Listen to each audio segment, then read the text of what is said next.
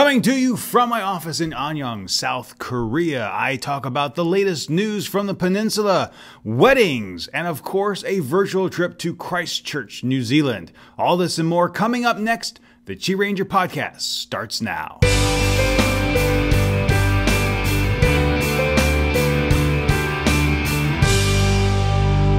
Ladies and gentlemen, welcome back to the podcast. My name is Steve Miller, the internet's QiRanger, and I wanted to welcome you here on my YouTube channel, QiRanger.com, or if you're downloading the audio podcast from iTunes, thank you for joining me this Sunday morning or throughout the week if you're listening to it at a different time. As we do every week, we're going to start off with the week's news roundup, starting off with news from South Korea. Now, I thought this first story was quite interesting.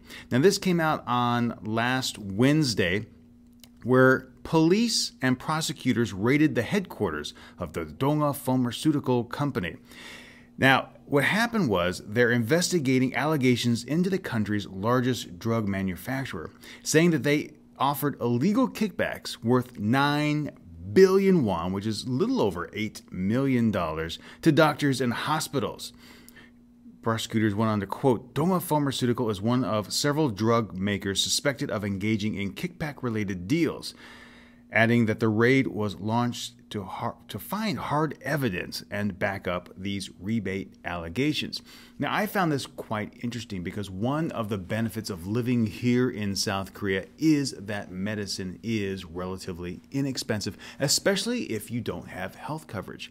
You can go into a doctor's office for a very small amount of money off the healthcare system, usually less than $5 or maybe $10 at the most, then walk next door to the pharmacy and get prescription medicine, also very cheap.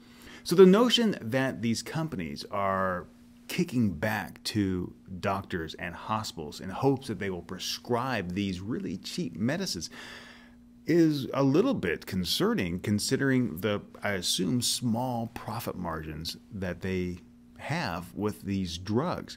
It'll be interesting to see what extent these kickbacks are, if they are true, and how many manufacturers actually have them. One of the biggest gripes I had in the United States was the number of drug reps visiting doctors' offices, pushing samples, pushing drugs, and bringing large spreads of food, large gifts to the office. In my opinion, if a pharmaceutical item, a drug, is effective, then let the market play it out. Educate the physicians, educate the hospitals as to the effects of the drug, both good and bad, and let them decide which ones to prescribe. I think that these decisions should absolutely be left out of the healthcare insurers, because one of the problems I had in the United States is that a lot of times the insurance companies would say you must only give generics. They would not pay for the name brand version of the drug. And sometimes, while the components on paper look the same, the generics just didn't really match the performance of the name brand. So it'll be interesting to see how this plays out and if Korea is following in the footsteps of some things that happened in other countries. Also, despite the currency swap expiring between both Korea and Japan, they are looking to try and normalize business relations. Now, these talks are taking place at the IMF, but while words are being expressed that the two countries do want to work together, the actionable items of those discussions are a little bit lacking. Now, as I've said repeatedly, having the major players in East Asia work well together is really important. The worldwide economy is still on shaky ground, and you need to have China, Japan, and Korea working closely together to make sure the economy is stay strong here in East Asia. And finally, from South Korea, more reports surrounding the North Korean defector. And this is what is alarming. North Korea and South Korea are still in a state of war. The armistice was signed in 1953, but as we have seen time and time again, conflicts do arise. This North Korean soldier allegedly killed his superior officers and then came into the south. Bodies were seen being removed from the north side, and he was being questioned by South Korean investigators to see how authentic his defection was. But this is what came out this week. When he crossed the border, he first went to a guard shack, and his knocks went unanswered. It was only after he went to a barrack, his second choice, that South Koreans actually did respond to him crossing the border. They didn't know that he actually went through the DMZ and was attempting to defect. The general in charge has been censured, and a full investigation is being launched as to how this happened. Guards in the area were also reprimanded. Some lawmakers are saying that this is a sign of things to change, noting that this is actually the third defection this year alone. It's something I misreported last week because the data wasn't there. But the third defection this week, and this particular individual is said to be coming from a very elite squadron in North Korea. But we don't know exactly the extent of why he's defecting. Also, it may not be a sign of things to change, but hopefully it is, that more things are creeping into North Korea so that there is more desire to reflect open dialogue with the South and normalize relations. In North Korea, South Korean prosecutors said that they have filed formal spying charges against a North Korean man involved in a bid to maim the eldest son of North Korea's late leader, Kim Jong-il. And this is out of France. The man confessed to being part of a plot to stage a hit-and-run accident in China in 2010 to try and kill Kim's eldest son. That's just amazing that even outside the country, they're still taking steps to try and end the regime in North Korea. And there also was a report that came out last week about why North Korea is stepping up some of its, I guess, aggression is the best way to say it, along the northern limit line. Now, the northern limit line, for those that don't know, is if you extend the DMZ out into the the West Sea, over by China, it's a fictional border. Now, North Korea has never really acknowledged that that is the de facto border between North and South Korea. But apparently, in 2007, late Liberal President Roh Moo-hyun told North Korean leader Kim Jong-il that he, in fact, did not recognize the inter-Korean maritime border after the Korean War. And right now that is being investigated because it could answer a lot of questions regarding why North Korea continues to bombard that area. Reportedly, he said, the former president said, South Korea won't recognize the NLL anymore, meaning the northern limit line, and all disputes surrounding the line will be resolved if the two Koreas carry out some joint fishing activities, because these are very rich waters. In fact, some recent Chinese fishing boats were just confronted in the area. South Korean government also is trying to see if the report is accurate and what that means for future relationships with the North. Irish officials are also in South and North Korea to talk about reunifying the peninsula. Now, many times people have called for the two countries to join once more. It's not a sentiment shared by many because of the disparity between economic powers both in the North and in the South. However, Irish officials have come forward because of the conflict in Northern Ireland and the way that it was peacefully ultimately resolved. So, the plan would be laid out similarly to that, rather than focus on the German solution, which saw East Germany gobbled up by the West. No one really wants South Korea to gobble up the North because of the economic requirements for that. But even as we talk about peace, the Chosun Ilbo, one of the daily papers here in Seoul, released pictures from 1983 from the assassination attempt on President Chun Doo-hwan in Myanmar. Now, these are really graphic pictures and really shows the state of conflict that existed between North and South Korea. That level of contempt and I guess, disregard for human life hasn't been shown since, I want to say, 2010 with the missile firing on Yongpyong over in the West Sea, but it is still fresh in everyone's mind. And one of the reasons why people take a lot of cautionary steps when dealing with North Korea when we look at business relations and, of course, talks of reunification. In some East Asian news, sales of Japanese cars in China are, quite frankly, in a free fall. All the controversy surrounding Diaoyu and Senkaku Islands is really having a huge effect in China on Japanese products and Japanese tourism. Both Honda and Toyota are having a huge drop in sales. Toyota is reporting something along the lines of 49% drop in sales in the past month. Both car manufacturers have seen dealerships be torched, and a lot of Japanese are canceling all their trips to Japan in protest of the controversy surrounding this disputed crop of islands.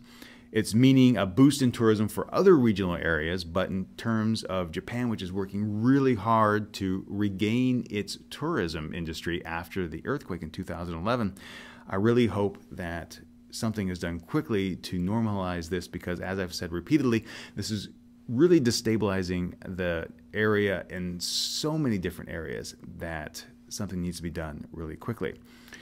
Also, this past week, a Japanese court ordered its government to make public hundreds of decade-old documents regarding the country's normalized relationships with South Korea. The ruling is expected to fuel demands for compensation by Japan's past wartime victims, especially the comfort women here in South Korea. The ruling came after 11 South Koreans and some Japanese individuals filed suit in 2006 against the Japanese government to disclose everything in the 1965 treaty with South Korea. Now, this is really significant because of, as I said, the comfort women issue, which is gaining a lot of press here in South Korea and around the world. Yohei Kono, a former Japanese cabinet secretary who issued a formal statement in 1993 admitting the country's forcing Korean women into sexual slavery, said that Japan must admit its historical misdeeds, and if Japan denies the issue of the comfort women, it could lose national credibility. And this, I think, is what a lot of people in Japan really don't like. Like Korea, Japan is heading into election season, and local domestic politics is really taking a lot of priority, and those in power want to appease the masses, really not even the masses, the loudest voices. Recently, one of the prime minister candidates went to the controversial wartime shrine, and he basically said that he's going now because he doesn't want to go if he's elected prime minister, because that could cause even more problems. He's trying to mitigate that right now. And speaking of some other documents that are being released, this was actually quite interesting. A document was submitted to the Japanese government by the Japanese consulate in Busan in May 1902. So this predates annexation by Japan. In this document, it refers to Dokdo as the Lane-Court Rocks and Ulleungdo as the main island of Dokdo. And these were submitted by Japanese officials to Japan itself as a way to define Korean territory. So once more, there's a lot more documentation coming out that even Japan recognized Dokdo as sovereign Korean territory, and I hope that this latest revelation settles the matter once and for all, so that Japan and Korea can work together to normalize relations both economically and on a military front to address concerns with China and North Korea. So ladies and gentlemen, that is the news roundup this week. It's time to move on to the next section. Welcome back to the podcast. It is time for the Content Rewind, and this week was a lot of fun on so many different levels. First up, we have the Hwasong Haengung, the King's Retreat. really is a beautiful. And a lot of people left comments saying that they could really tell the difference between the Haengung and, say, one of the grand palaces in Seoul.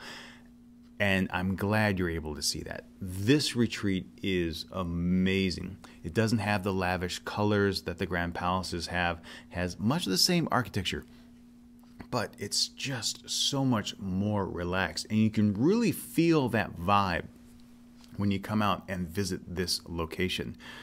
It's really one of my favorite places to see. Next week, we go into some of the cultural performances that take place there.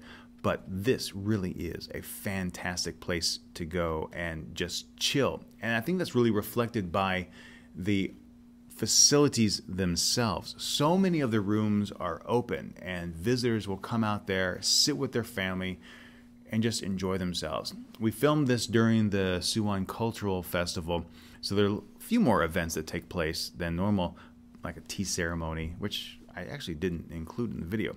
But one of the things they've added recently is, of course, the rice chest experience. Now, I first saw this in May, and I could not believe it then. But it is now, and it's in the video, the last section of the video, where I actually climb inside this rice chest.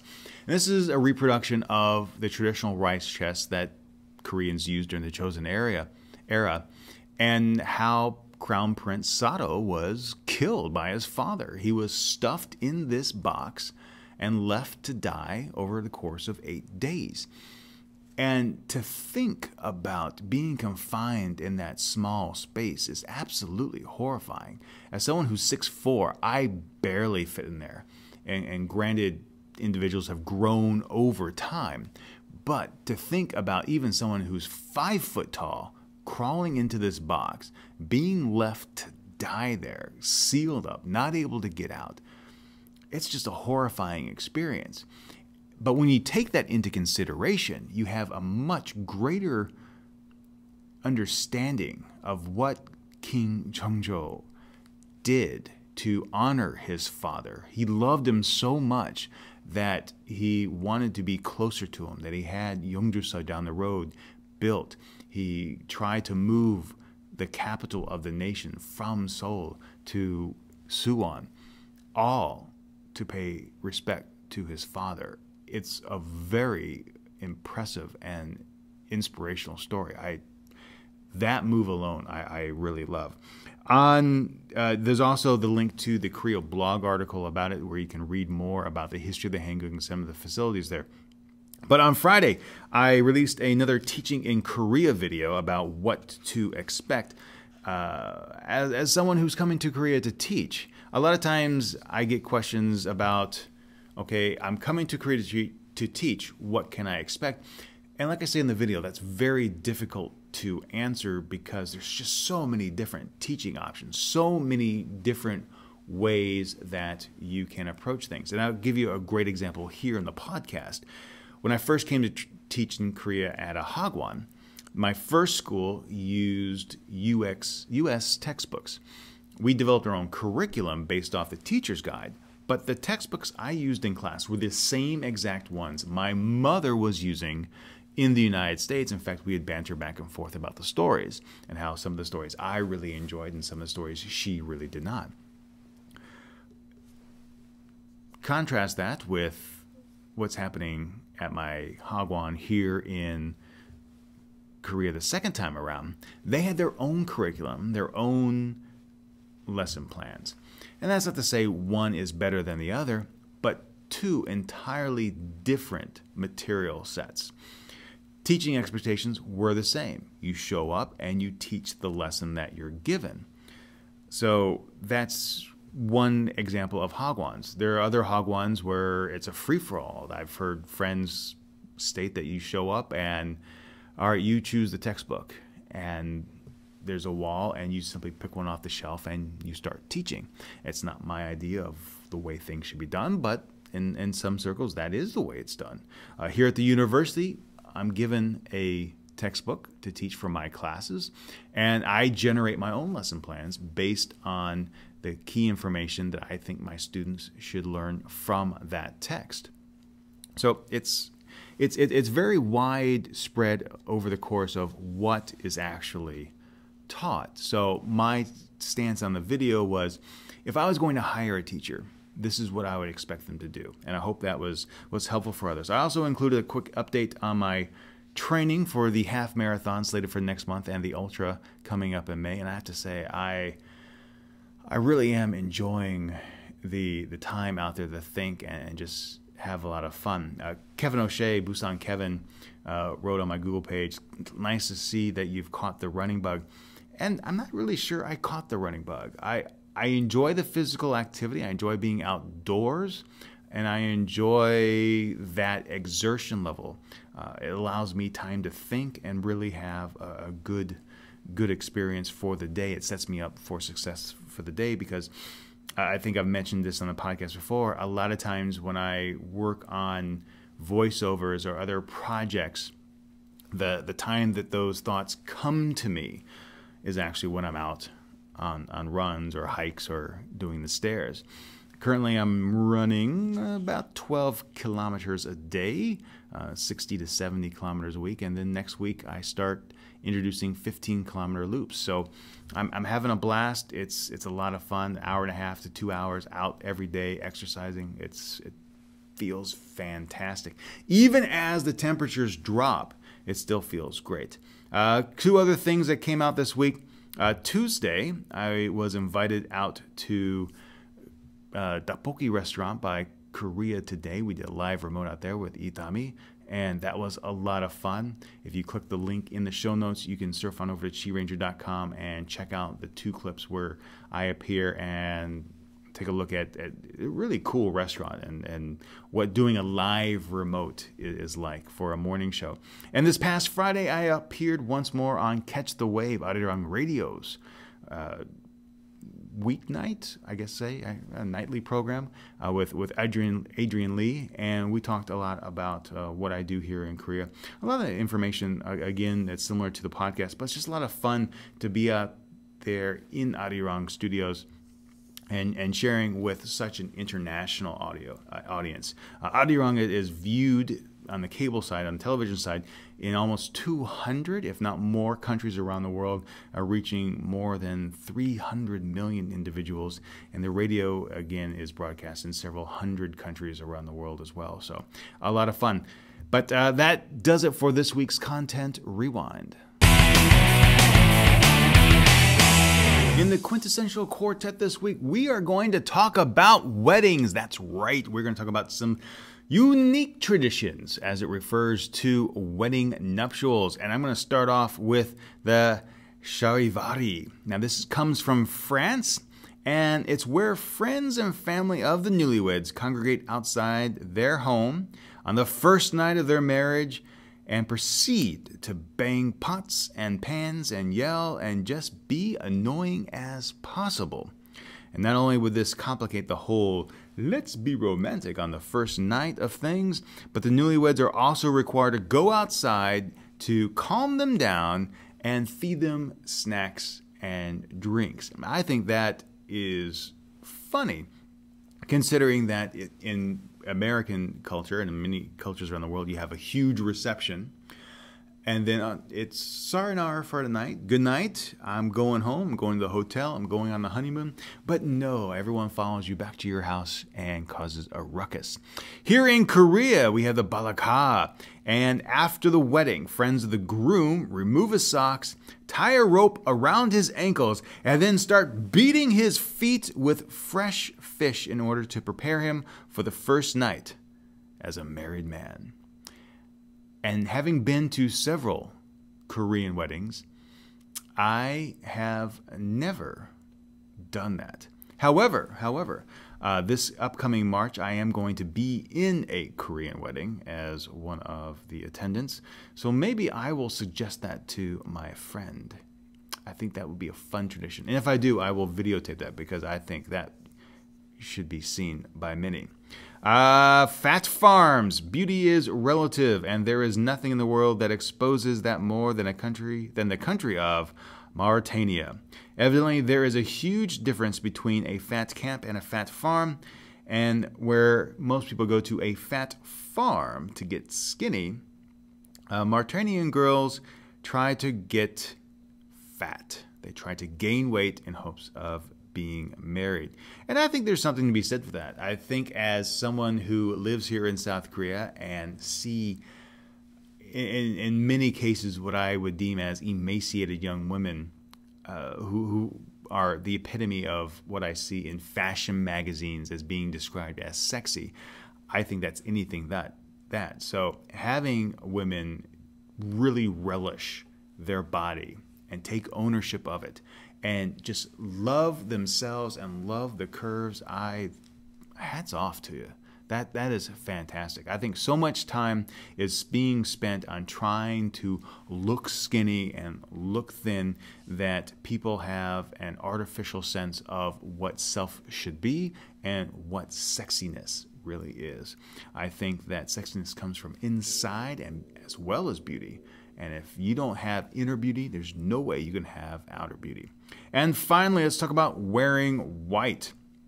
Now, although many Westerners see this as normal, most in the world view it as something a little bit strange. In fact, most countries do have a very colorful view of wedding, and it probably started back with Queen Victoria in 1840 when she donned a white dress for her marriage to Prince Albert. That was a very controversial decision because, like I said, in many different countries, white is associated with other events, most notably the color of mourning. Someone has died, so all the color has gone out from your face. You're so sad, so you wear white. In fact, in Chinese cultures, a lot of times, for an extended period of time, you wear nothing but white to signify that you are in mourning. So having a white dress is a little bit strange, I think.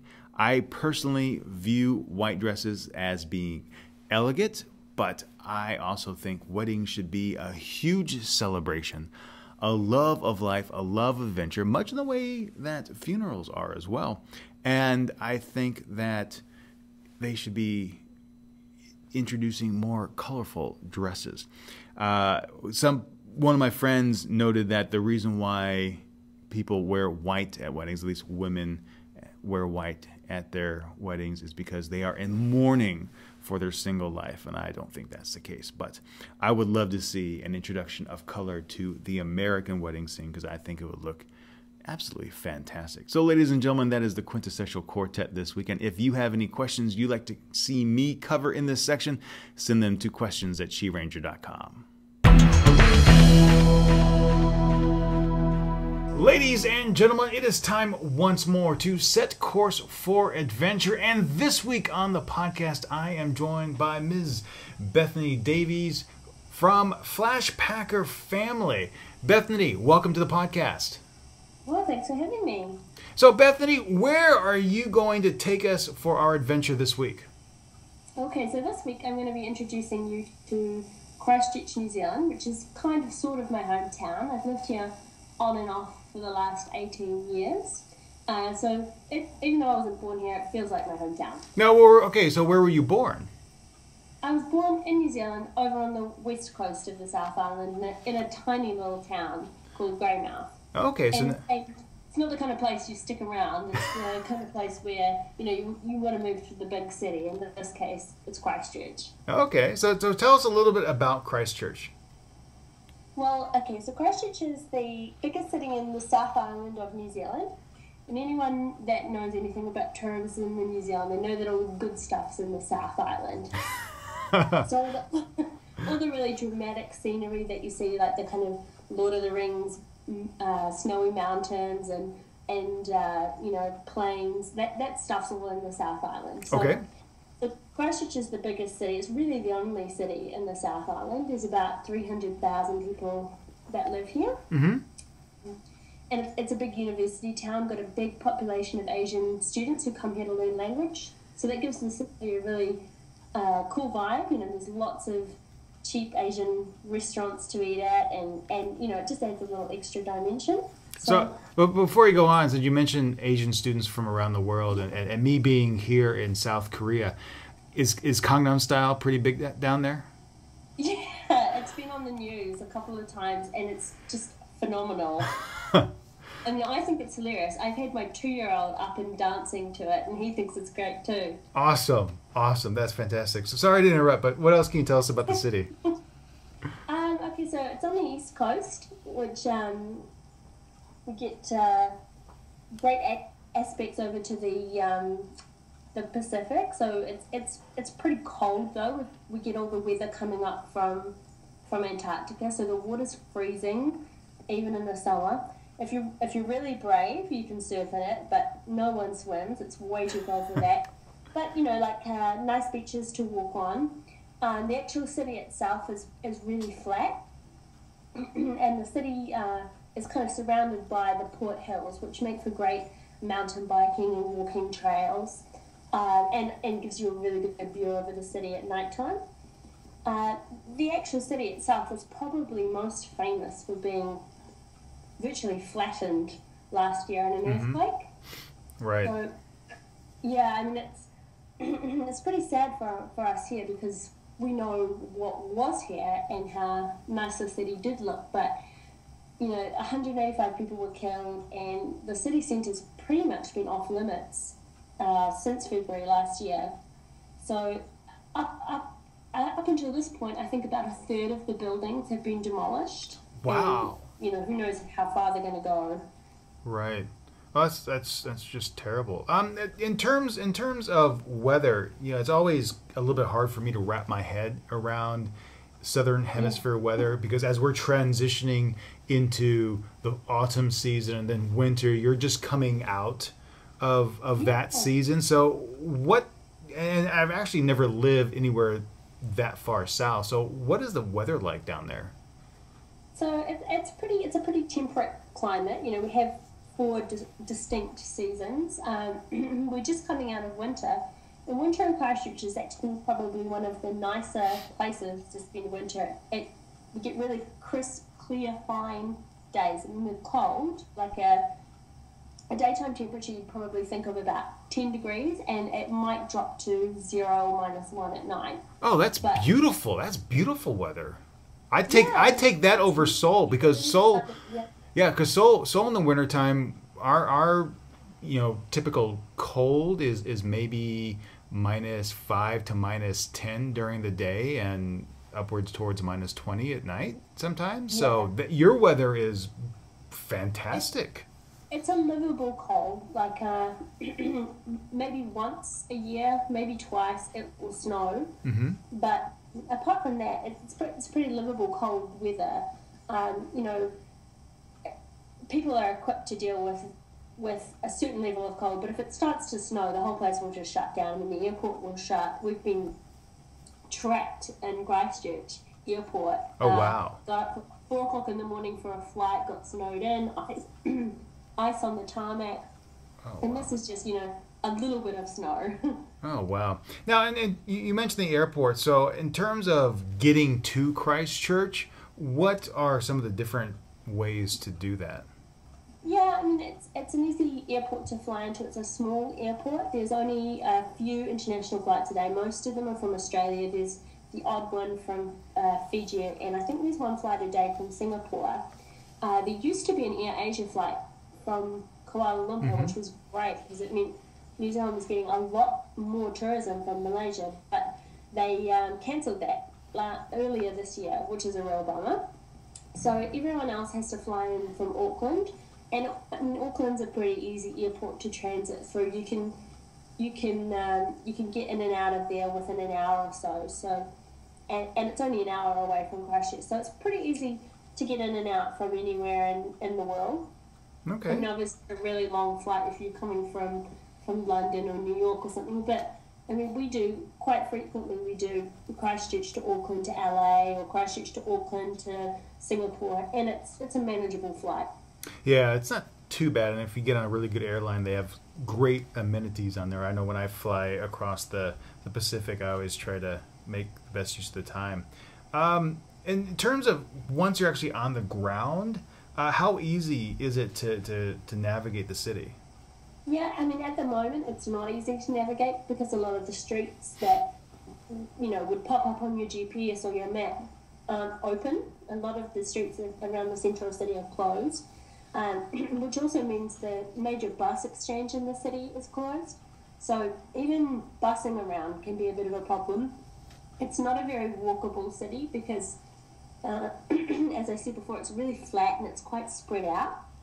So if you're coming, you're probably going to be hiring a car or a camper van to do your South Island road trip. So my number one tip would be to get it when you first arrive in Christchurch, so that you've got it while you're in the city, because otherwise it's not an easy place to get around. Okay, and can you get those at the airport, or is there a special designated area where all the rental car agencies are? Yeah, the rental car agencies are mostly near the airport. The cheaper ones are not in the airport, they're near the airport, but there are some really reasonable ones. Juicy, they do campers and the big funky green and purple campers that you see everywhere around New Zealand. And we also have the wicked campers, which are the kind of tagged up, graffitied kind of budget campers. Oh, that's so cool. Rental cars, you can get them for about $50 a day. Oh, that's not too bad at all. Yeah. No. Cool. Yeah, and the campers are pretty reasonable too. And you can get some really good relocation specials where you might get like 10 days out of Christchurch to get it up to Auckland, including a free ferry crossing. So there are really good deals to be had on the campers. Oh, very cool. In terms of finding places to stay, what kind of different options are there for travelers? Yeah, I mean, the lower end of the market's still pretty well covered. There's lots of backpackers hostels, which will cost you about $30 for a dorm bed, and then up to sort of basic but good quality motels, which will cost you sort of $100, $120. The higher end of the market has pretty much disappeared because all the high-rise hotels in the city have been knocked down or condemned. There's still one really nice boutique hotel in town called the George, which is on the river. It's really, really expensive. So, I mean, I don't know many people that could go there, but they have a great restaurant if you're into fine dining. And, you know, it's the kind of place that you'd go if you were having a birthday or an anniversary or something like that and you wanted to splurge.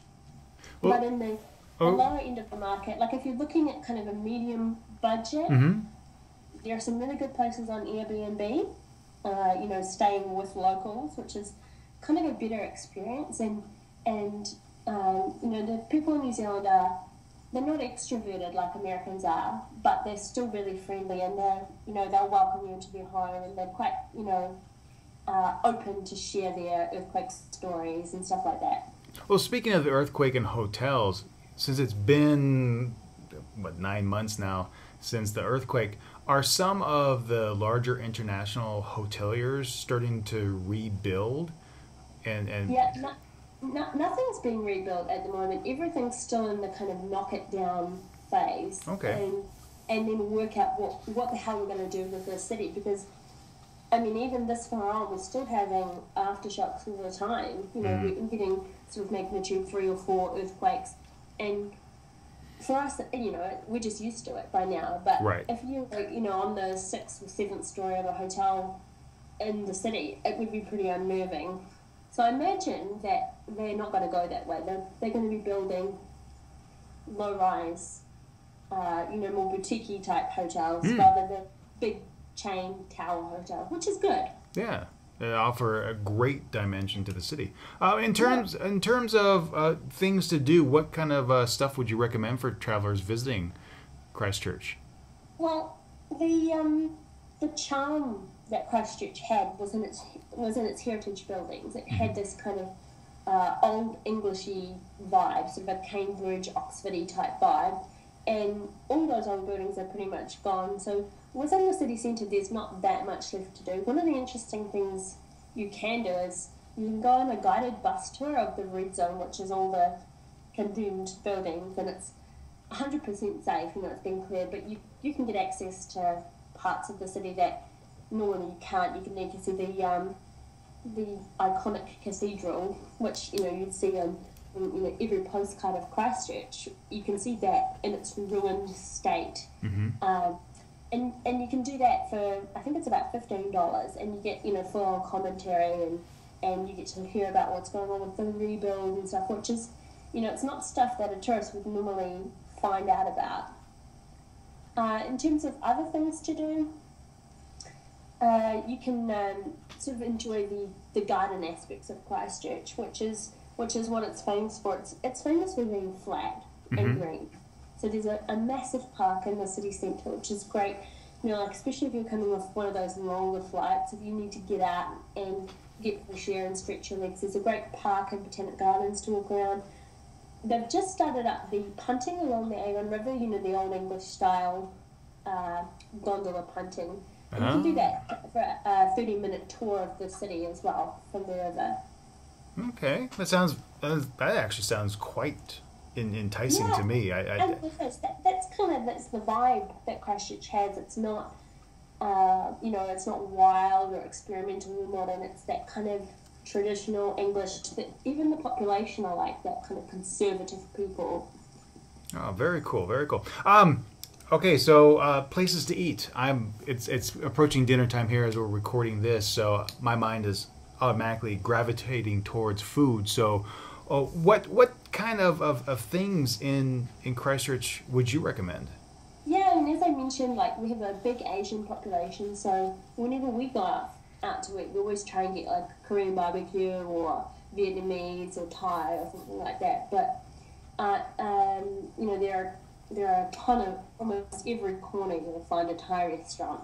There's some really great food carts in the city. There's what they've done in the main shopping district where there aren't any shops anymore, they've built shops and restaurants out of shipping containers. Oh. And they've kind of painted them bright colours and they're trying to kind of cheer up the inner city. And it really works. A lot of people go in there to eat and drink, and they have a couple of container bars, a couple of container cafes, and then the rest are kind of boutiques and outdoor gear shops.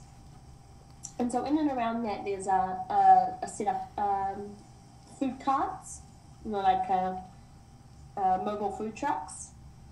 And so you can get some really interesting foods there. I mean, they've even got one that's a mobile food cart for wood-fired pizzas. Ooh! Yeah. But the absolute best one, and it's kind of world famous in Christchurch, is the Dimitri Souvlaki, which is a Greek-style wrap with salad and lamb and garlic yogurt sauce, and it's really good. There's always a massive queue, and it can take about 15 or 20 minutes till you can get your food, but it's cheap and it's easy, and you can eat it while you're walking around admiring the containers. Now, you say it's cheap and it's easy to get, so what are we talking about dollar-wise, New Zealand dollar-wise as far as one of these meals? Yeah, I mean, food and drinks are expensive in New Zealand if you're comparing it to America, if you're comparing it to Asia. If you out in a cafe, a latte will cost you about $5. A cafe, like a lunch or a brunch, like pancakes and bacon or something like that, you can probably figure on spending around $20 for that. And if you're eating out in a kind of a Kiwi European-style restaurant, you'd be paying at least $30 for a meal. I mean, the Asian restaurants, you can get it a wee bit cheaper, which is why we usually go for that. But food on the whole, for a couple, it's really hard to get away with spending less than $100 New Zealand if you're going out to eat. Now, when going out to restaurants in New Zealand, now I've traveled around Australia and there was no tipping. Is there tipping in New Zealand? No, there's no tipping. I mean, not in the sense that there is in America. The tax is included in the meals, and it's one of those things where they'll have a tip jar at the counter, but it's probably more for the benefit of tourists that might not know the rules and drop a few extra dollars in there. Okay. Any other helpful tips for travelers headed to New Zealand? My number one tip would be to get out of the cities. The cities aren't where the charm of New Zealand lies. The biggest draw cards for New Zealand is the countryside and the scenery. So getting a car or a camper van and just driving and you can do a pretty nice loop around the South Island from Christchurch. You can go across to the West Coast, which is one of my favourite spots. You drive through a great pass. You can do it by train or bus if you're not driving, but most tourists tend to drive. And there's some really amazing rainforest and black volcanic sand beaches down along the west coast. And then there's one of the biggest tourist sites of the glaciers. Mm-hmm. And we actually did this 2 weeks ago. Went down to Franz Josef and Fox glaciers. And they really are amazing. I mean, they are massive, big sheets of ice just kind of cascading down through, cutting their own path through massive mountains. So that's really popular for tourists. Were they up against any water so you could see the calving so they actually fall into the water? No, they're not. That's too bad. It's kind of like dried out riverbeds. Okay. You walk up these dried out riverbeds to get to the glaciers. Okay. It's weird. It's like there's just massive chunk of ice in front of you, but they're a big tourist draw card, and the touristy facilities around them are really really well set up. Oh, very cool. It's like, yeah, and then if you further down through the South Island, you're getting into the really great scenery, which is what I was alluding to before about it being better than the North Island. So, almost every tourist has heard of Queenstown for sure, mm-hmm. which is where all the adventurous bungee and zip lining and luging kind of stuff is. All right. Bethany, thank you so much. That is a wealth of information. Oh, you're welcome. It's always nice to share some local knowledge. Absolutely. Ladies and gentlemen, my guest this week has been Bethany Davies from Flashpacker Family. You can follow her on Twitter at FlashpackerFam, and of course visit her website at flashpackerfamily.com. All of her contact information will be in the show notes, so make sure you surf on over to QiRanger.com to get those links. Bethany, thanks again for joining me this week. You're welcome. Thanks for having me, Steve. Ladies and gentlemen, that will just about do it for this week's podcast. I'd like to thank Bethany Davies from Flashpacker Family for joining us this week on Set Course for Adventure. Until next week, be sure to keep up with all my adventures on Twitter, Facebook, and Instagram. You can just follow QiRanger there. If you have any questions that you'd like me to answer in a video response or in emails, you can send those to questions@QiRanger.com. Or if you have any feedback for the podcast, you can send that to me at podcast@QiRanger.com. So until next time, remember to be true to yourself and always be awesome.